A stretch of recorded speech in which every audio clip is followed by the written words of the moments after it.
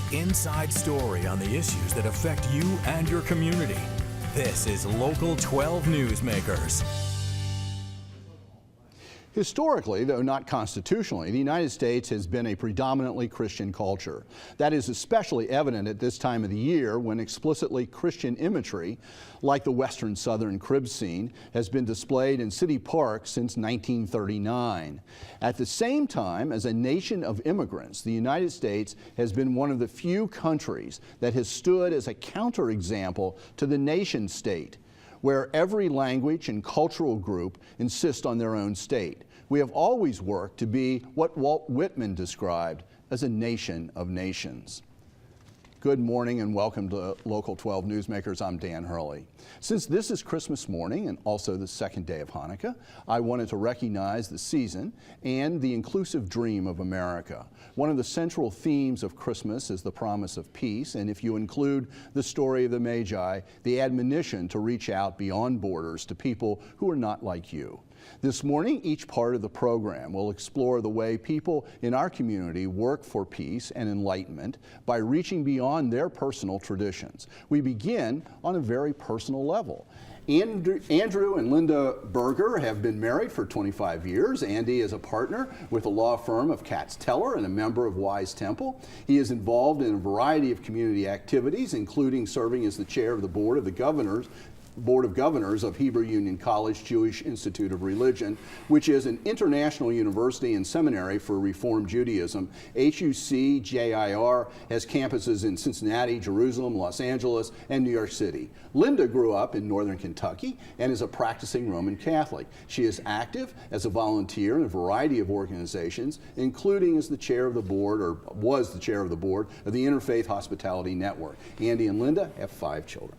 Welcome to Newsmakers. Thank you for having us. You know, this whole idea of this time of the year, lots of things come together. When you first began to talk about or decide to get married, was this something you talked about? Was this something that you tried to bring to the level of consciousness and say, how's this going to work? Linda, you want to? Well, yes, we did. We did have a discussion because we were married Catholic at Blessed Sacrament over in northern Kentucky, and we had to decide that because the priest had already, set some questions out for us to consider, and that was one of them. And so we originally had decided to raise the children Catholic, and things sort of evolved from that point after the girls were born. Yeah, at that point I was not really Jewishly observant. What does that mean? What, in your mind, what did that mean? I identified as Jewish, but I didn't really practice Judaism. I wasn't a member of a synagogue, wasn't really very Jewishly knowledgeable, and it was very important for Linda that we have a Catholic wedding and raise our children Catholic, and I thought if we were going to have children that turned out like her, that was going to be just fine with me. so that was our original agreement when we got married. And there is a tradition in Judaism that children follow the line of the mother, right? Correct. So, correct. Matrilineal. Yeah, that's okay. Right. So, what happened? I mean, if you're now chair of the board of governors at HUC, you're also at Wise Temple. Yep. You're very active. What happened for you? Well, when we got married, we took. In order to get married in the Catholic Church, I had to learn about Catholicism, of which I was fairly ignorant, and so I took the class called Rite of Christian Initiation of Adults, RCIA, in which it's the class you're taking if you're converting to Catholicism, which I wasn't, but I took it for the education, and it kind of stirred up a lot of thoughts about religion and spirituality that I hadn't really given any thought to. But it wasn't for me. And sometime later, I was invited to a service at Wise Temple, actually at Plum Street Temple. Plum Street. It was Yom Kippur Day. What a wonderful. It's an amazing place. Space. Yeah. And I think it's a bit of an exaggeration to say I had an epiphany, but I had an experience in that service that said to me, I really need to explore my Judaism. And you started to do that. And I started to do that, and Linda was very supportive of me doing that. And so we ended up then taking the conversion class that Gentiles take to convert to Judaism. Now, she wasn't converting either, but then she sort took... of as an information. Correct, Right. informationally. And what was that like for you? How much did you know about Judaism? Well, I didn't, because being raised over in northern Kentucky, it's, it's dominant Roman Catholic, and so I hadn't had much exposure. And so the class for me was hugely informative, and the thing I noticed was the overlap. The Old Testament, it was very familiar to me, and I could relate to it, and then it just expanded upon and then added a lot to my faith too, which was very positive. And you've become, even you haven't converted, you're active as Right. a Roman Catholic in Nativity Parish, as I mentioned. Yes. But you've also, as I read some things on the web and looked at some things at HUC, you're active through some volunteer work through WISE, and Oh, absolutely. So you do cross those lines all the time. Yes, exactly. It's easy because, for me at least, because you find the common ground, and it's just not, that much of a problem or an issue crossing over into another faith when you have that base. And I find that to be very So how did this comforting. work out with the children? Once you became consciously Yeah. Jewish and observant, Yeah. how did that work out? I always thought it was going to be just me, that I would be the only Jew in the family, and that was going to be fine with me. And ultimately what happened was, some things happened, I think, really with Linda, and she should probably speak to this, that led her to think about whether it would be better for our family to raise our children as Jews rather than Catholic. And Well, so I was very active in my home parish over in northern Kentucky, and we moved, and at that time within the church they were drawing district lines for the diocese. And so we moved from what they considered that district into another, and they basically said, you need to join another parish. So I found that, having been baptized, confirmed, First Communion, we were married at the church, that it was a little bit offensive, and I got a little angry over that, and I was active in other ways as well. And then there were several other things that happened within the Catholic Church that I found disturbing. And so I came home to Andy one day and I said, I've been praying that you may find some type of faith for you. I feel like it's a void in your life, and maybe we should consider raising the children Jewish. And we started to explore that. one of the interesting things about Judaism is there's a lot of it that happens in the home, not in the synagogue. Right. Not the least of which being Friday night, Right. Right. Shabbat, and which is led traditionally by the woman, the mother. Do you observe as the We do. children? Very we much. do, very much. Weekly. Still? Yes, Yeah. absolutely. So we have Shabbat on Friday nights, and I attend, Mass at Nativity on Sunday mornings. And it's just And a I compliment. heard from a common friend that you have, I think, a couple of your children are grown and out of town. Yes. And you do something every Friday. Yes. Well, For when we those can. children. So there are three very traditional blessings on Friday night for the candles, the wine, and the bread.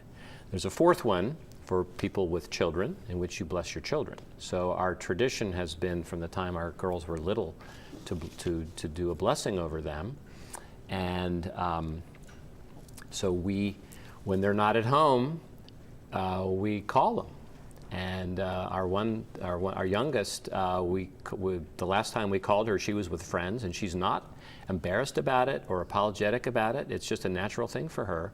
So she puts it on the speakerphone so all of her friends can hear the blessing. And we put our hand on her head normally when she's with us. So she puts her hand on her own head, Right.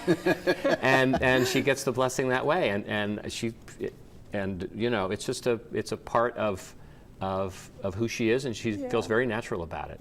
And so it's obviously very important for us to, and it's a bond that we kind of renew every week with our kids. So it's nice. We really like it. So, having this experience for 25 years of being married, what has it maybe brought to you? Because this couldn't maybe happen in all countries. What has it told you about being American, that you can have this kind of family that pulls these various traditions together? We only have about a minute left. Definitely the freedom to be able to do that, but also that it was, even before us, it was cemented in our families, because my family is very supportive of this as well, which is a huge component in which I treasure and am very thankful to them for. America is just the one place in the world where Jews have really been accepted into society, to the point where, you know, there's a fear that Jews will not continue because they will assimilate. But when we can marry non-Jews and raise our children as Jews, we actually increase Jewish continuity. So this is the greatest country. Thank you very much for being here this morning. Thank you for sharing. Thank you. Sounds like a wonderful family, wonderful traditions. Stay tuned. After the break, we broaden out the perspective to efforts building understanding and peace in the broader community. Thank you.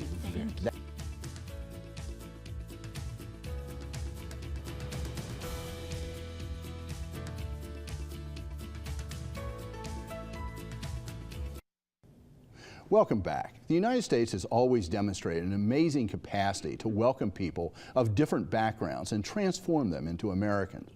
Hector St. John de Crevecoeur answered the fundamental question of what then is the American, this new man, in 1792. I could point out, he said, to you a man whose grandfather was an Englishman, whose wife is Dutch, whose son married a French woman, and whose present 4 sons have now wives of 4 different nations. As the time went on, the diversity of the immigrants has expanded beyond anything de Crevecoeur could have imagined.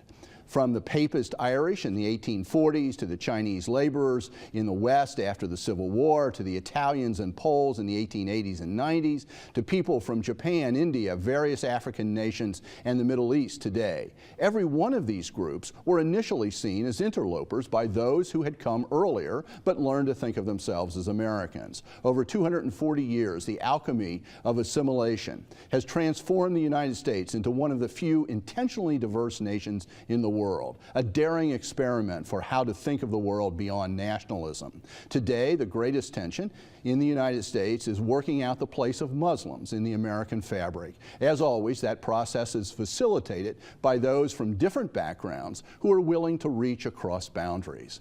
I am joined now by Shakila Ahmad, the president of the Islamic Center of Greater Cincinnati, located in Westchester. Ms. Ahmad came as a child to the United States with her parents from Pakistan, and the Reverend Sharon Dittmar, who heads the Congregational Life Field Staff for the Mid-American region of the Unitarian Universalist Association. Reverend Dittmar served as the minister for First Unitarian Universalist in Avondale for 18 years before moving to her new role earlier this year. Welcome back to both of you. You've both been here before. I just have to tell you, I don't head the field staff. My boss would not like to hear that. I'm one of many. We won't tell them. Just don't tell them when the show's on. I mean, you know, it's a promotion you're going to get at some time. He's told me, but I shouldn't have said it so early. So anyway, seriously, welcome. Thank you. Shakila, in the past 6 months, a year, it's been a very difficult time for the Muslim community in the United States. And what is it that you have been trying to do as the Islamic Center, and what is it that people in the community have done in response to some of the tensions that have arisen? You know, I think what we've realized is that, you know, as full-fledged Americans, there are challenges that we're facing right now that maybe others have faced in the past, maybe others may or may not be facing it all today, but they're very real. And that to be complacent is not something that any of us can afford to do. So really the focus has been is to be true to who we are as Americans and as Muslims, and to really reach out, and both reach out to people by going to them and their places of worship, their places of work or whatever, and very importantly is to open up even wider our doors at the Islamic Center in order to welcome in people to not just the beauty of the physical place, but to who we are as a community and to who we are as Americans. Let me come back to that in a minute. But Sharon, in your case, I'm thinking of the time that you were the minister at First Unitarian. What did you see as your responsibility? What did you try to communicate to your congregants as their responsibility in this sort of dynamic? Well, as a Unitarian Universalist, one of our sources is world religions, and so we always want to learn from world religions. And so it is part of our culture as Unitarian Universalists to go make friends with our neighbors. And frankly, the less they are like us, the more we are curious. And so I'm not Muslim.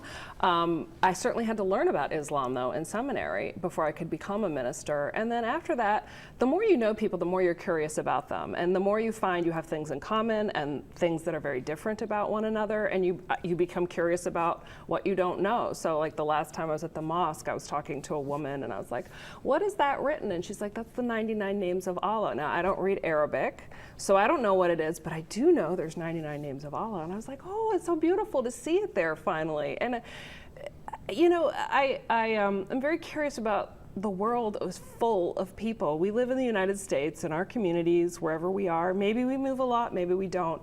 But there's so much we don't know about the world as a whole. I was just telling Shakila I was in Israel this summer, and you realize there's a whole world out there of people, different languages and religions and names and looks, and it's fascinating.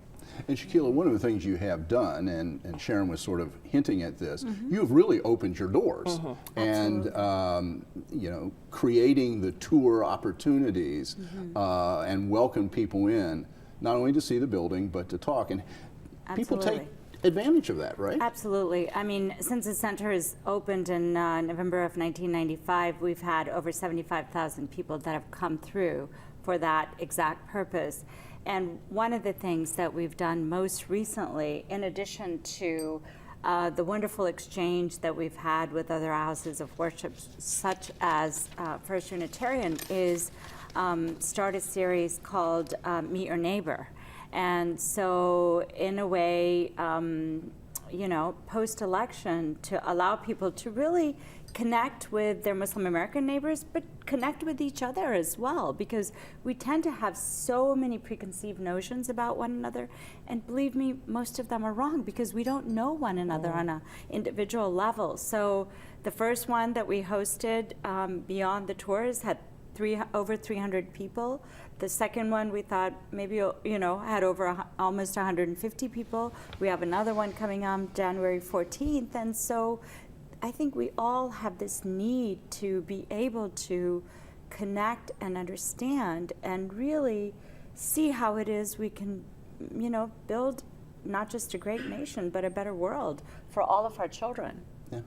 And Sharon, is this going out and visiting, have you also opened your doors and invited people from the Muslim community come? Yes, we invited Shakila to come speak at First Church last year, and it was very interesting because we also let people ask questions because people are curious and they don't understand, and there's Western ideas of how women should be, and so particularly because Shakila was here, we're like, well, what do you think about head cover, and why don't you wear head cover, and we're curious.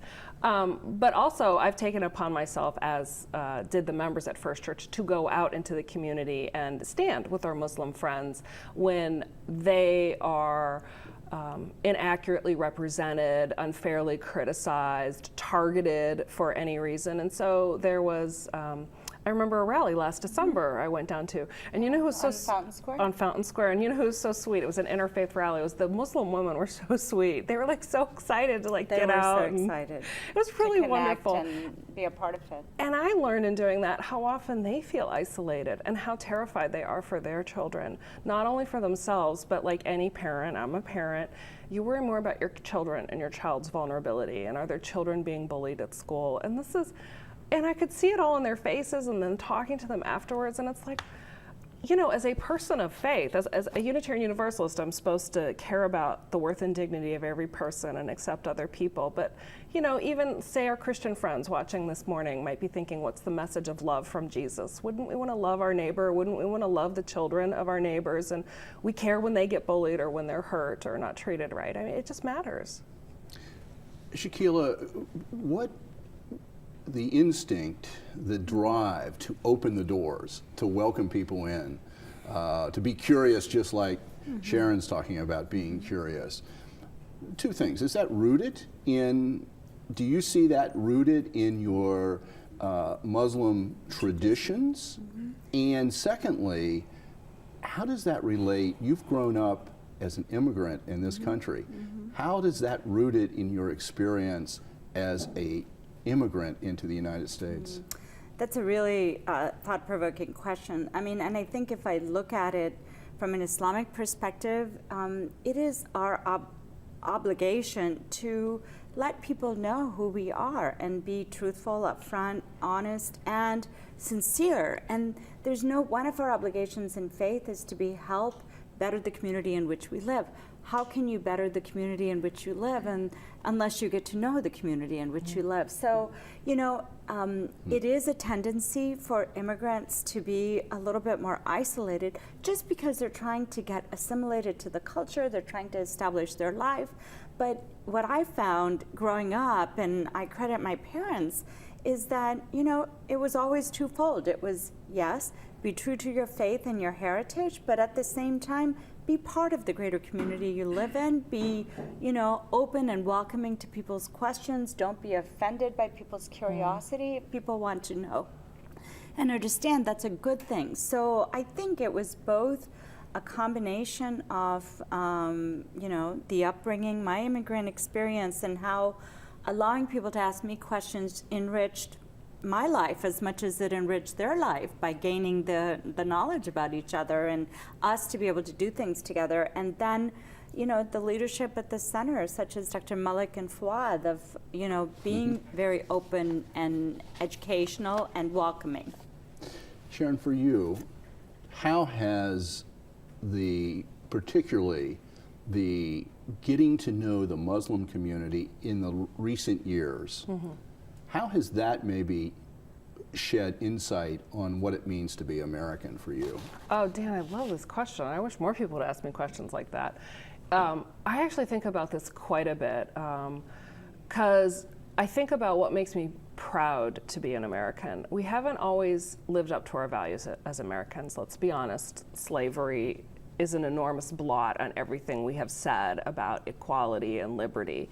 But when you look at our founding documents, our Constitution, our Declaration of Independence, there is this yearning, this attempt by our founding fathers and others to embrace a wider depth and understanding of humanity and to be open, accepting, and affirming of that. And as Americans, we've struggled that. We haven't always achieved that goal, but that has always been out there. And that is what makes me proud, extremely proud to be American.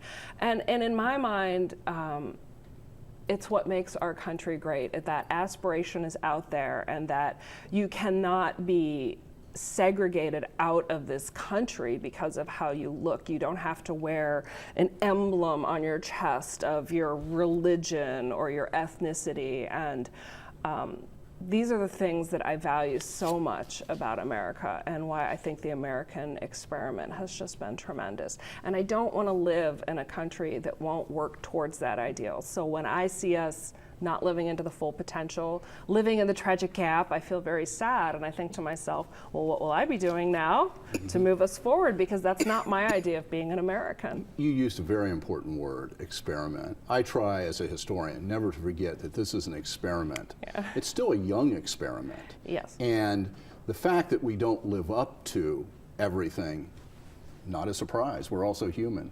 It is just part of the process. I'm out of time, but quickly, you mentioned there's going to be an open house on January the 14th. How could people sign up for that? You just call or email the Islamic Center, and we welcome all of our neighbors. We wish them a very Merry Christmas, a Happy Hanukkah, and a blessed and peaceful New Year. And we'll be with you serving at homeless shelters and churches throughout the holiday season, and we welcome you after the first of the year. Well, thank you both for being here this morning and thank both of you individually. My thanks, because I know both of you and the great work you do in this community. And let me just say, children are also welcome to that event. I took my Absolutely. son and Okay. my husband. Everyone welcome. Okay, very good. Thank you for making Newsmakers a part of your Sunday morning. Have a wonderful rest of the day. This week, look for opportunities to reach beyond your boundaries in a way to enrich your personal life and to move our community towards the American ideal.